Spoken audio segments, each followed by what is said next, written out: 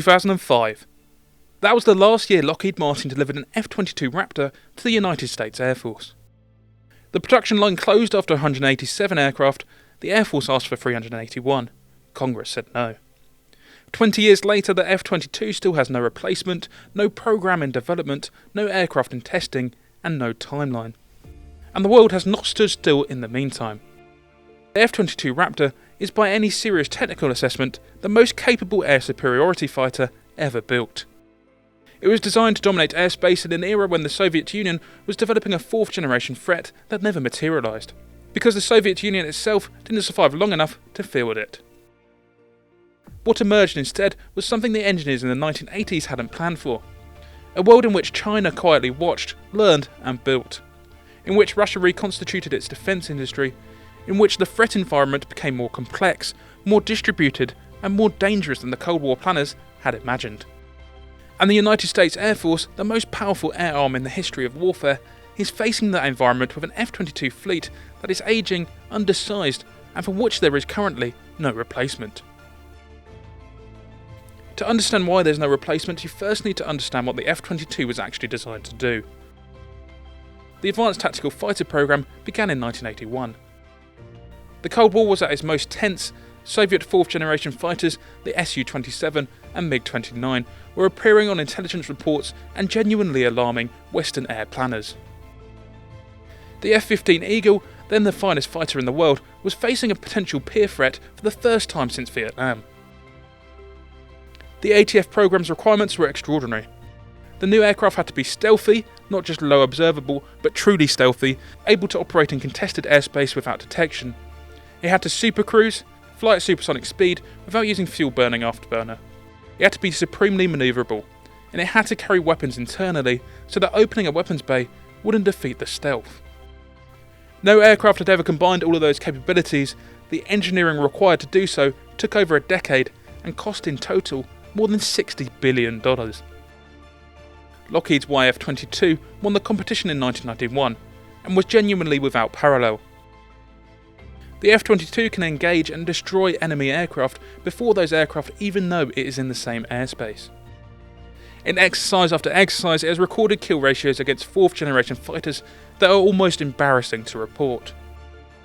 In one red flag exercise, a small group of F-22s recorded 144 kills against opposing aircraft, and suffered 0 losses. It is by any measure the apex predator of the modern sky. The Air Force originally asked for 750 aircraft.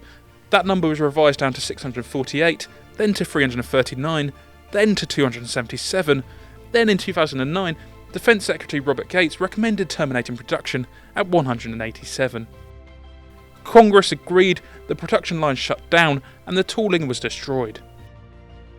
The reasons given at the time were financial. The unit cost of the F-22 had ballooned to over $350 million per aircraft, a figure that seemed, in the context of two ground wars in Iraq and Afghanistan, impossible to justify.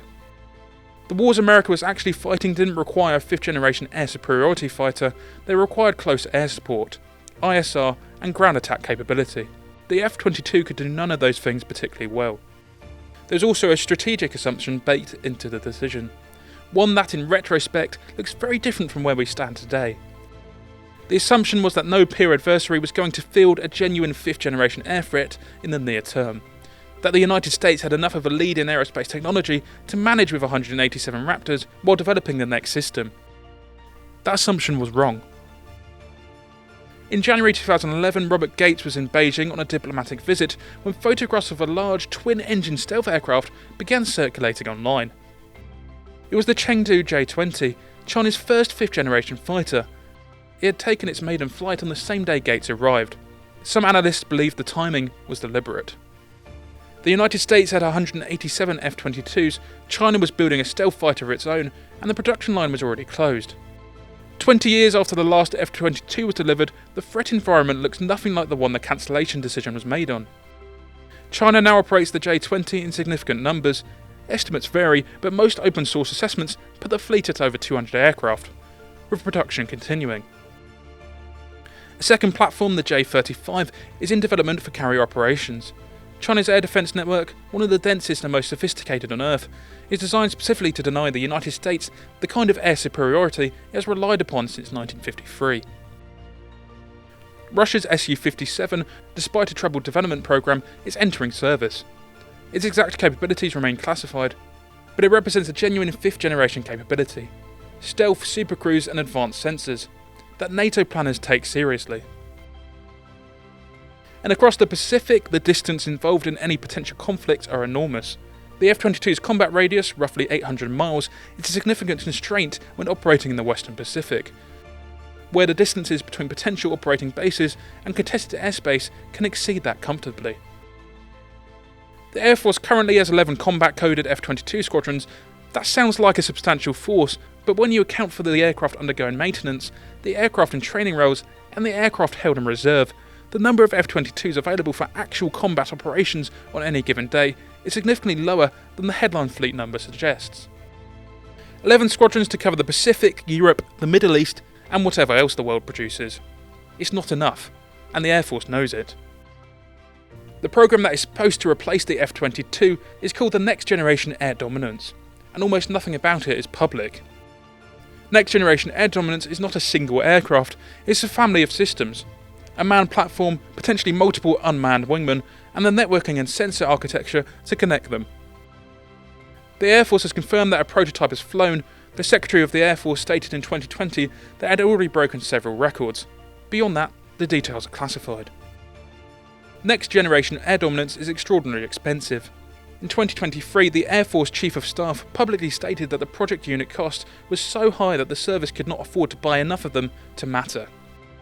The figure cited in open sources is somewhere between $300 million and over $300 million per aircraft, potentially more than the F-22 at its peak. The Air Force paused the program in 2024 to reassess the requirements and the cost model.